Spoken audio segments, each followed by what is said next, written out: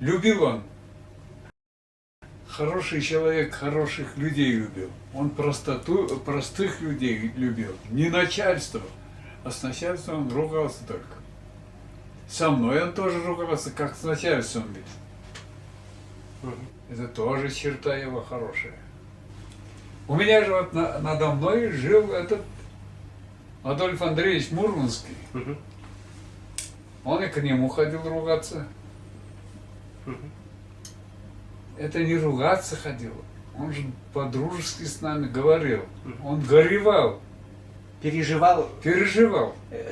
он что-то хотел лучше сделать, Вот именно. чему-то помочь, как-то сделать лучше, да?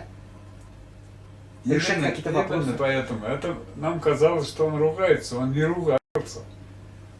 Он нас воспитывал.